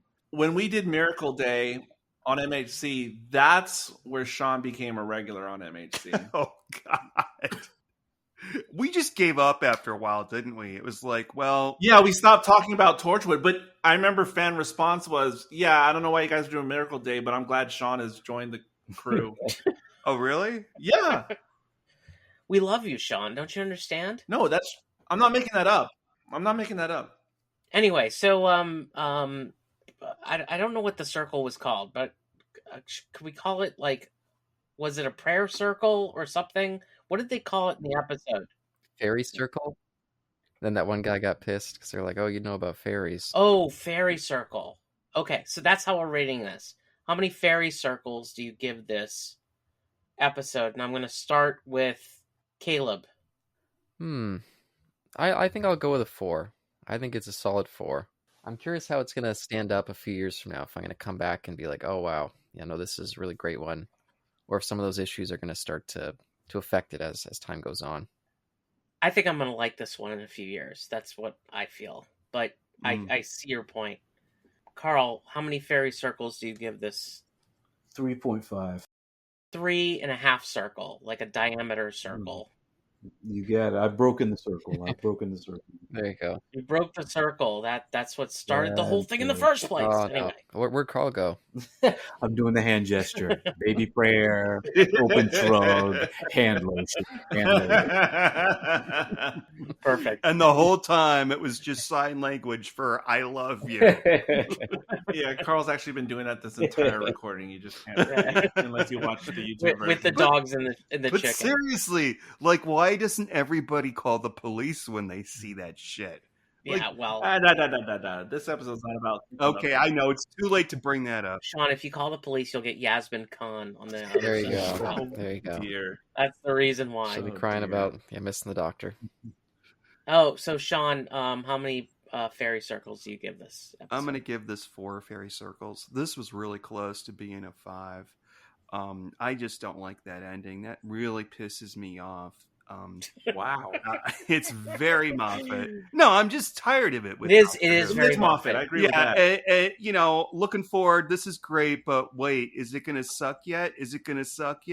Oh, there's only a minute and a half left. There's nothing that could happen that could just make this, and it happens. I just want to point out that it's very Moffat, and yet Caleb gave it 4 fairy circles. So Yep. I'm just gonna, point that out. That's a good point. Hey, it's me too. I'm going to give it 4 as well. And I liked Moffat's episode a lot too. I would give, what did I give that? 4.5. So yeah, but it's just the stop with this making things up at the end. So it just fits into like a really cool storyline. It's like the, and then I'm going to stop after this, but it's like, remember the episode Angels in Manhattan? Oh boy. Of course. Or is it Angels Take Manhattan? Angels Take Manhattan. It's Angels Take Manhattan, like the Muppets. Like the Muppets. Why did they fucking... Ghostbusters 2 at the end. When you find out at the end, okay, first of all, that guy's got those baby angels in the basement. Oh, God, the cherubs. And they're the cherubs. That's creepy. And then by the end, we learn that the whole time, the Statue of Liberty is a weeping angel. Oh boy! And in about 3 seconds in my life, I thought, "Oh my God, that's the coolest thing ever!" And then I felt the same way. I was like, "It's Ghostbusters 2!" And 3 seconds later, you're just like, "Oh my God, that's so stupid." Yeah, exactly. That was a little not as bad like that, but that was a little bit like the way that this ended. Style over substance. So yeah. All right. So Eric, how many fairy circles do you give 73? I got 20 minutes of final thoughts.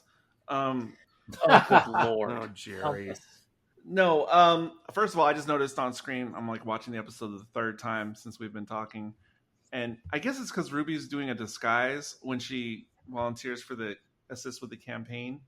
But now it goes both. When the MP to be is being interviewed on television, when he meets the other young helper, which we didn't even talk about that. 20 minutes. He really meant that. We didn't even talk about that aspect that was thrown in. Is that a reference to some other movie? But during that scene where Ruby's there just watching in the wings, she's wearing glasses with no lenses. And I thought, oh, maybe it's because she's wearing a disguise. But then in the next scene after that, where they're back in the war room for the campaign, she has lenses. Ruby in disguise with diamonds? Oh, dear. But she has lenses. So this is either a production error, or it's like the Doctor's coat in Series 5. And did he have the coat? Didn't he have the coat? Where's the coat? That actually meant something. Yes, it did. It actually did mean something. That's what I'm saying. Somewhat sarcastically. All right. So how many fairy circles? Hold up. Okay. The other thought I had, which made me, the other thought I had when I first watched the episode that made me think that the old lady is Ruby, was that right in the beginning when we see the lady at the distance, the first time she's doing the Carl hand signs, I was like, what? I thought it was a Big Finish or a new Doctor Who novel that I had read, because I was like, there was something like this in Doctor Who before, and I didn't figure it out until we recorded next week's episode. And I can't remember if that was on air or after post air. I said I'll probably say it again next week, which is last week. Caleb. Which is... So I'll be in the documentary later. Hey, at least it's germane to the point I'm about to make. When I go crazy. I finally figured out it was like Hungry Earth when Josh came onto MHC. But... Chibnall episode. Early in... Okay, well, Josh stepped on that part of the story, but... Yeah, thanks, Josh. You just ruined the story. I think it's in the part 1, which I think is Hungry Earth. There's nothing you can do to stop it, Josh. You just have to let it flow. There's no other way it'll work. I'll lose my train of thought. But if you remember in Hungry Earth, which I hadn't seen in 10 years, at the beginning, Amy's like, oh, look, who's that waving at us? Uh-huh. And you don't know till later in the episode, it's Amy and Rory, and they're like waving back at each other. Right. Very Moffat. Very Moffat, and maybe it was probably Moffat who added that in since he was showrunner. But yes, and then the discovery I had last week, which is next week, was, oh my gosh, this was a Chibnall Pen story, and I actually kind of like that one, if memory. Oh, Moffat put a lot of his... Yes, of course.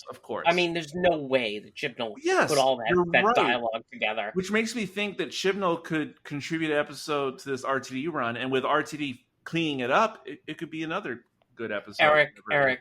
Eric, just don't say that out loud. Just throw some salt behind you or whatever you need to do not to have Chibnall write jack shit for this show anymore.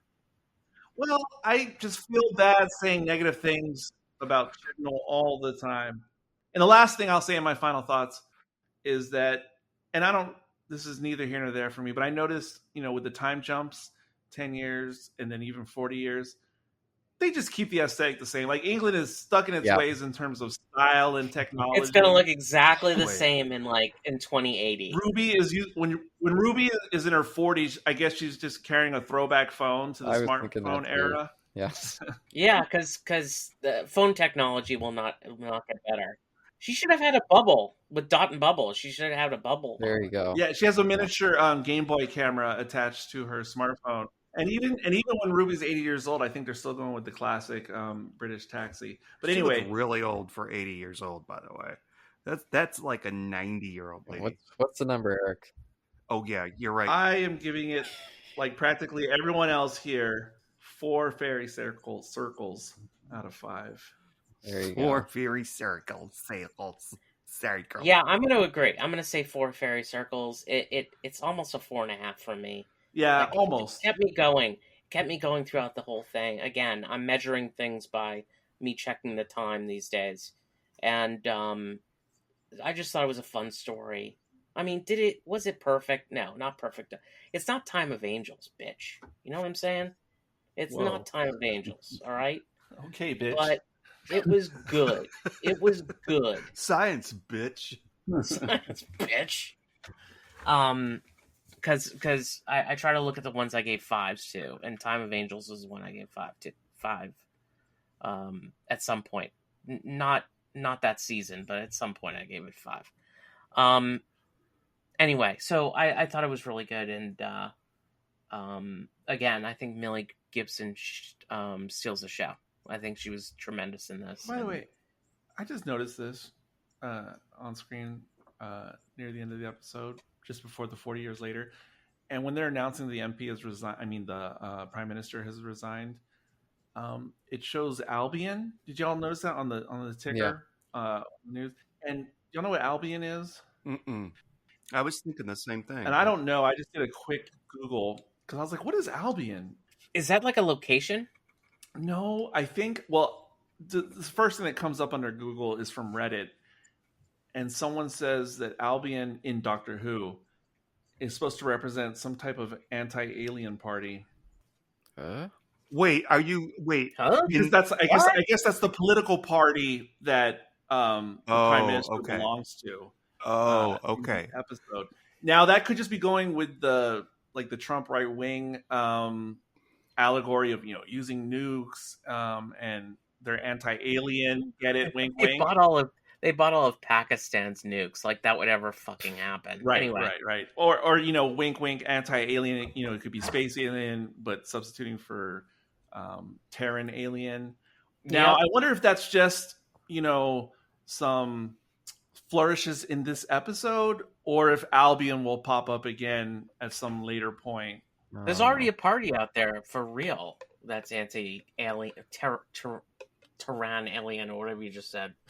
It's called the Reform Party. Oh dear. It already exists. Right. It's headed by Nigel Farage. We don't do politics here. Well, that's what I'm saying. Is it just a reference to current day, or will it have further repercussions in universe and Doctor Who?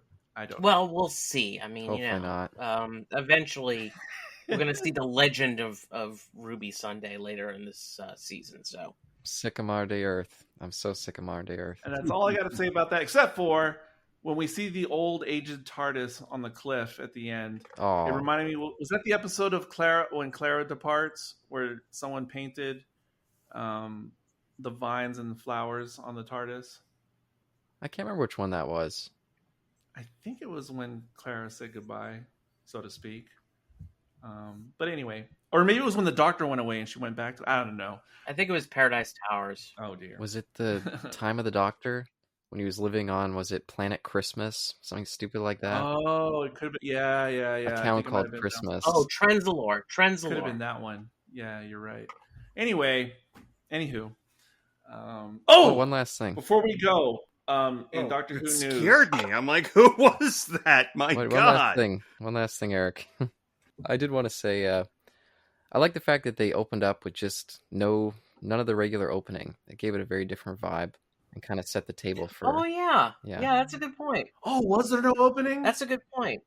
There was no opening titles to this one. I didn't even notice that. I didn't notice that either. Yeah, you just see all the names being written on the bottom of the screen. I was like, I noticed it. I noticed I was a little annoyed by it, actually. I wanted a cold open. Just remind me of two other things to bring up. Oh, no. I'm no. sorry. Well, that is very interesting because I was just showing a friend the beginning of Devil's Chord a day or two ago. And I was like, check out the new opening title sequence. And I forgot that was the one that has the altered sequence where it starts with the piano chord. It's really cool. Yeah, it is really cool. And he was like, oh, did they do that on every episode now? I was like, oh, actually, I just happened to pick this one. No, they don't do that. And they did it they did this in Classic Who once. Are you talking about Adric? You guys know that? With the Third Doctor and Carnival of Monsters. No. Sixth Doctor? They did it at the end of the show, where Melanie screamed in the key of F. Oh, Jesus! It's true. I know the story. I haven't heard that in a million years. Terror of the Vervoids. Yeah, she screamed at the end of part 1. Was the Sixth Doctor, as I said, but no, but I said it a couple days ago when we were watching Devil's Chord. Oh no, they only altered the title sequence for this episode. Completely forgot, did not notice what they did in this episode until Kayla brought it up. That's interesting because I don't know why, but for some reason that's feeding into this multiverse conspiracy in my head. God damn it. Get it out of your head. I don't even want to hear about it anymore. Are we going to have 3 Spider-Mans in the next one? Yeah, I'll be pointing. There you go. We forgot to rate the Doctor's costume. We're using North American grade school grades. And of course we don't see the Doctor very much, but we do very much see his costume. It's orange, so I'm not rating it. There you go. We're skipping it this time. It is orange. I thought it was yellow, but you're right. It is orange. We skipped it last time, too. Right, and Dot and Bubble was orange, too. Last time was the first time. Okay, I'm rating his costume, and I'm giving it an A-. I'm going to give it a solid B, and I like how they complement each other once again. Yes, you're right about that, Carl. I noticed that. Anybody else want to rate his costume? I felt like he was like on a fishing boat. Well, like he worked for was consistent with the fishing village thing they were doing there. Yep. So I'm going to give it a B. Even though I liked it, I didn't feel like it told a story. See, I knew Sean was going to That is the most appropriate answer. I can't wait till we do a rogue. I can't wait for a rogue. That's going to be a good one for us, too. Dang it. There was one final thing before we get to I was going to say Bill Russell. Jeez. It's appropriate because the Celtics are doing extremely well. So, but they did call him Bill on set, and then they would call no. They called him Russ. They called him Russ because they did. And they called William Hartnell Bill, or probably they called him Bill. Yeah. Huh. Well, and also his real last name was Enoch. It wasn't Russell. Russell, I think, was his middle name. Oh, I didn't know that. Yeah, his real name was Russell Enoch. I'm sure I'll remember the other point Kayla reminded me of once we talk about. Oh, we're talking about. He should be called Sir William Russell. By the way, I do have his autograph. It's pretty cool in one of his pictures. So. You fucker. I'm so pleased to have met the man in my yeah, that's awesome, crazy Doctor Who time, and I was thrilled to give him whatever money he asked for it, and I got it. So I'm very, very happy to say that I have his autograph. Was that at Gallifrey? Probably. Yeah, it was at Gallifrey. Yeah. Yep. I remember crying a little when he got up and he talked because he was really sweet and professional, as you should be. But he was just so cute, and he also couldn't understand a fucking thing that people in the audience were asking. But... Yeah, of course he didn't, because this happened like 60 years ago or whatever. Yeah, and he was probably 89, 90 at the time. Yeah. Did they ask him to recite Matt Smith's speech? Yeah, why didn't they do that? If they didn't do that, they missed an opportunity. For those who don't know about that, who was it they asked? Was it Sylvester McCoy? Sylvester McCoy. To recite Matt Smith's soliloquy. I can't remember from what episode. It was from the Pandora Opens. The end of Pandora Opens. That for me, I was taking pictures at the time of the stage when they were doing that. It was a very uncomfortable moment that Sylvester McCoy was forced to read those lines off the paper but do it in his doctor's voice. It was very uncomfortable. I Dumb think thing I to was. I don't. And Sylvester McCoy did not like that. No, he went along, but it just felt it was awkward. It was awkward. He played it real nice. He wasn't mad or anything. It just felt very awkward because they wanted him to do the Seventh Doctor doing the Matt Smith speech. Oh, I never liked that speech. Do you feel like it would be like he's like stealing Matt Smith's thunder or something like that? Like as a professional actor, or it's just crazy awkward to give. It's almost like a weird party game, almost. I don't know. Yeah, it sounds like fun to me. That's like sounds I think like that was something the intent. That was the intent. That would be like on Letterman or something, you know. Yeah. I think that was the intent. It just felt really awkward in the moment. Well, do we get everybody's rating? We're talking about William Russell, by the way. Yeah, we got everybody's rating. So if anybody wants to say anything more about William Russell, please go ahead and do so. I first enjoyed him, I think, long before I saw him in Doctor Who. Wait. And actually, you enjoyed him? Oh, dude. What? I knew somebody. I knew Josh was going to do it. Thank you. No, I thought it was going to be you, Eric. I know you thought Josh it was going to be the me, points. but I knew it was going to be Josh. I didn't know that he was in this, but the Great Escape. He was in The Great Escape, one of the manliest movies ever made. Before Stallone and Schwarzenegger and all that, there was The Great Escape, which has a manly, like Donald, but like everybody. What's the guy's name? It's not Chuck. Charles Bronson is in it. Wait, is it Charles Bronson? Chuck Norris. That's it. Chuck Norris. What just happened? What was that? all the boomers on the podcast have early onset dementia. Which one is dead? Chuck Norris or Charles Bronson? Oh, come on. I don't even know what happened there. Somebody's microphone. Norris is definitely alive. Yes. Okay. So Charles Bronson was in The Great Escape. Donald Pleasance, a whole bunch of other people Steve McQueen. you would recognize. Steve McQueen, that's right. That's the big guy. Great movie. These guys, they just escaped from It was actually a great escape in The Great Escape. And this, folks, is our tribute to William Russell. Oh, no. Shut up, I gotta find that photo. I don't even know where the hell it is. What photo? Is Terrence Dick still alive? No, he's dead. Of William Russell. Because I think it was Josh who told me you better get that man's autograph because he's not going to be around much longer. I also got Terrence Dick's probably the same day I did. Autograph too. I mean, I got it on an Android Invasion Target book. Yeah, I took your idea and he signed an Android Invasion Target book. Oh dear, that's my. Well, that's what I did when I wanted an autograph. I just bought a little Target book. Yeah, and I copied you. I think did he write Carnival of Monsters? I think that's the one, or I'm not sure which one I bought for him to sign. Anyway, he did. Oh no, it was Robert Holmes. Okay. Anyway, William Russell, he'll be missed. No, for some reason I started thinking of him more when I realized his son was Dean Thomas in the Harry Potter series. Oh yeah, that's right. And at first I thought adopted son, but no, it's not adopted son. Yeah, he was getting it on. Yeah, like who was it in the Lincoln Steven Spielberg movie? Daniel Day-Lewis? No, not Daniel Day-Lewis.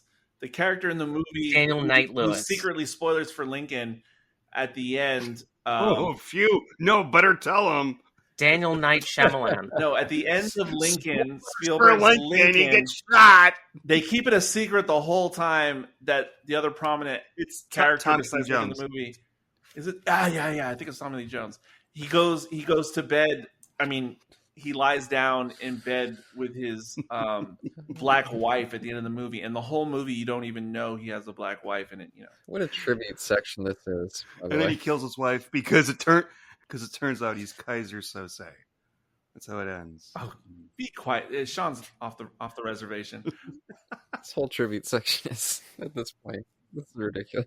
But not only was Dean Thomas, not Dean Thomas, Alfred Russell. Not only was he Dean Thomas in Harry Potter, but several years ago, my sister was binging How to Get Away with Murder on Netflix or something. And all of a sudden, this character pops up, and I'm like, that's William Russell's son in How to Get Away with Murder. Oh, yes, that's right. I forgot about that. Yes, absolutely. And I couldn't stop talking about, this is so crazy. This is the first Dr. Who's companion's son in this show. And then my sister is just like, okay, shut the fuck up. Yeah, it was the same over here, because I did the same thing, and Tom's like, I don't care. Whatever. But you know what I get when you talk about fathers and sons in Doctor Who? I remember there was some, Caleb, you probably saw this movie. It was a really good British movie about werewolves called Howl. Oh, the and train it was one? set on a train. Yeah, the train. Yeah. And Sean Pertwee plays the conductor. Yeah. And I said to Tom, I know that you don't care, but that's Doctor Who's son. That's Sean Pertwee, son of John Pertwee. And he immediately said, because he had seen John Pertwee peripherally, I mean, for the last 20-something years, oh my God, you're right. He looks just like him. I don't know. That's the story about Tom. That's a great story. And for you, Eric, the lead of that movie is, what's his name from Picard season 3, Picard's son. Oh, the one who's in Downton Abbey. Yeah, he's the lead of that movie. I think it was before he really had much of a career. Howl. Who is he in Downton Abbey? He's the hot footman. The one who, the gay footman, like, kind of comes on. Oh, the one from Family of Blood, right? What? No. No, are we talking about the gay footman becomes butler later on? Yes, but Thomas. Yes, Thomas like comes on to the hot footman like in season 3. Oh, and then he leaves, and then they get the new footman. You guys are literally killing me right now. That's such a terrible trivia. Okay, but wait a minute. I can't even breathe. Wasn't the actor who played Thomas in No, Family it just of looks Blood? like him. He looks like the actor who played the guy in Family of Blood, who was the actor in Game of Thrones season 1. Guys, I'll be back. I'm gonna look for my William Russell there you go. autograph right there. Just hold it close after all this. No, but William Russell, of course, appeared in Adventure in Space and Time, playing Harry the security guard. Also was in The Power of the Doctor. I teared up there. I was so pleased to see him all these years later. Oh, yeah. I forgot who brought that up on Facebook. I concurred completely. That was me. I'm so glad that they had him and the others, to be frank, in that. That was probably the best moment, even though it is like a member berry, fan wank, whatever you want to call it. I don't care. Yeah, they could have had all the living companions there, and it would have been, even though it was extremely unlikely, it still would have tickled my belly. They could have had the entire cast of Doctor in Distress in that room. Oh yeah, Colin Baker could have been there as like a crazy homeless. Let's all answer his SOS. When I found that on YouTube, somebody made a clip of it. They said Doctor in Distress, but every moment Anthony Ainley is in it. It's Carl. So it's 8 seconds of Anthony going. Oh, no. Carl, excluding that Chibnall episode from the Flux, have you seen William Russell in Doctor Who? I don't think I go that far back, everyone. I mean, right. I mean, I saw. Well, yeah, it's the beginning, literally, of this show. Right. Yeah. That was a little before my time. So I know who he is, and I've seen. I mean, it was Carl. It's a little before everybody's time. I just mean my enjoyment of Doctor Who. At some point with Carl, like we did with Kat at one point years ago in MHC, we're gonna have to start having some episodes dedicated to Carl getting to experience new eras like the black and white era of Doctor Who. Yeah, we'll do the War Games. How's that sound? Hey, don't bring up that meme. No. Don't bring that MHC meme up. You have no... We went to LA. I was so thrilled. They had the War Games on Pluto. And I just sat there and watched it, and nobody came into the room and turned it off. Good that it's on Pluto, because then I can watch it without breaking the seal. Dude, it's on Tubi, it's on Pluto, it's on whatever you want. And you know where else it is? On my DVD right here that I'm going to have when the zombie apocalypse happens. And you know what, Sean? It's worth thousands of dollars right now. The only reason I haven't watched the War Games is because, there was approximately like 8 or something existing episodes left that I hadn't seen, and I wanted the War Games to be the very last existing episode that I. And what are those other 7? They're from the black and white era, obviously. But I think it would be really fun if the 4 of us each pick an episode and of Doctor Who, of classic Doctor Who. You mean a story, and then or an have episode? Carl watch it, and then have Carl watch it, and then discuss it and see what a newbie thought. Yeah, that's what we did with Cat years ago, and we're gonna do that with. It's gonna be the new Carl Runway. Let's start with Planet of Evil. Yeah, but let me break in here, just to give a little bit of a tribute to William Russell. As long as you don't talk about him. Because I still go back to the 60s era. I do, I don't go back to as much as I used to. But a couple months, or maybe it was only a month ago, I watched The Reign of Terror. I hadn't seen that in quite a few years. Oh, that was so good. And the way William Russell kind of carried that show, because early on, the Doctor, he was such an asshole. Kind of an untrustworthy asshole, so it was always kind of up to Ian to lead the team. And I think he did that so great.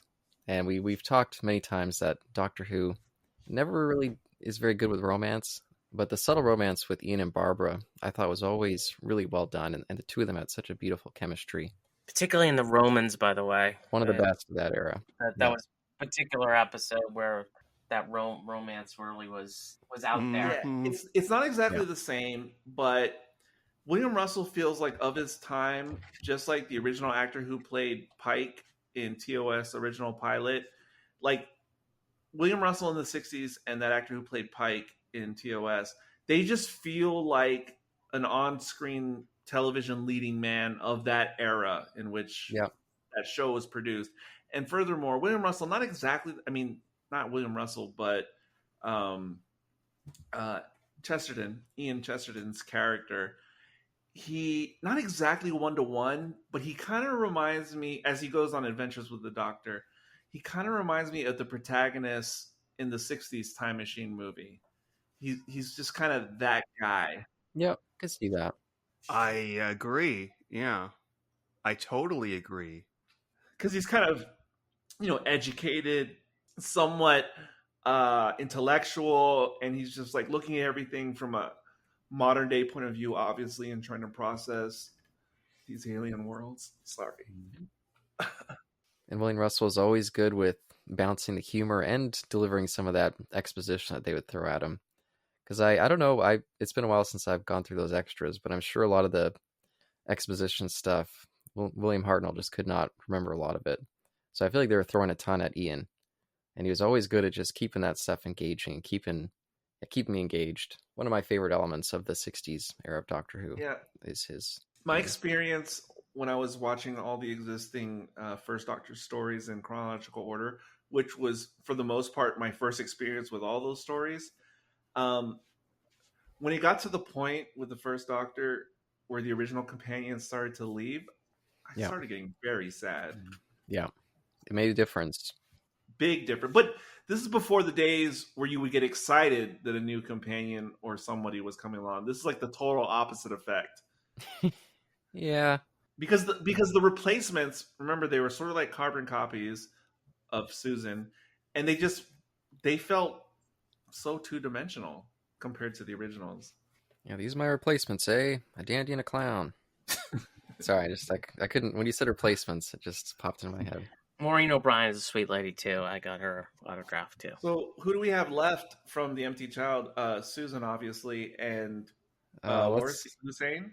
The Empty Child? Yeah. What are you talking about? Unearthly Child. And an Unearthly Child. There you go. Yeah, just Waris Hussein's still with us, I think, who's director. He'll be next. Yeah. And then it's just Carol and Ford. And Maureen O'Brien's still around. Peter Purvis is still around. Oh, yeah, of course. In the world of Doctor Who, however, who will be next? Oh, let's not do this. Yeah, let's not do that. I don't want to do this one. I'm so worried. Deathpool.com. I'm sorry. No, I'm sorry. I'm worried about Tom. I'm really worried about Tom. Oh, let's not even say any names. But... Oh, let's not even talk about that either. Oh, okay, fine. I'll put the Ouija board back. And Thank you. Put the Ouija board back. The last thing I'll say. Can we close out the show? No, Caleb, did you have something to add?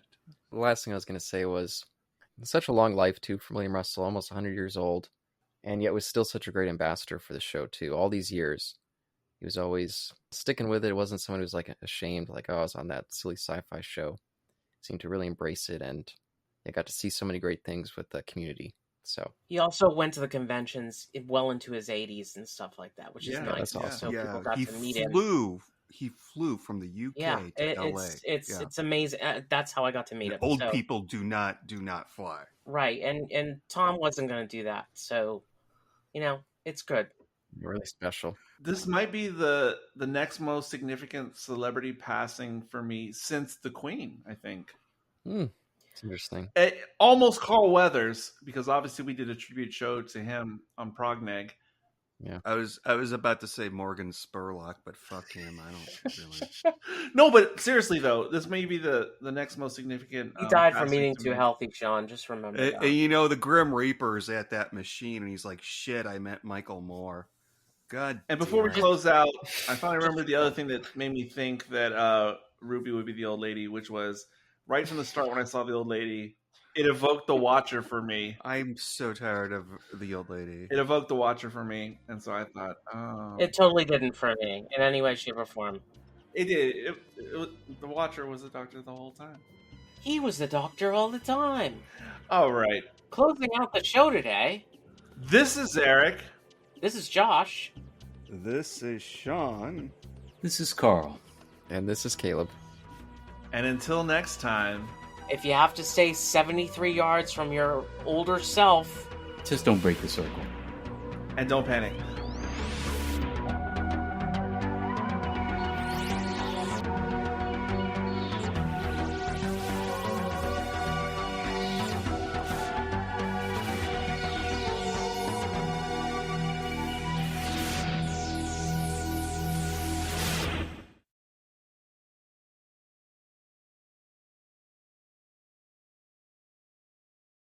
They have plans to remake this with pirates, and they're going to call it 73 Yar.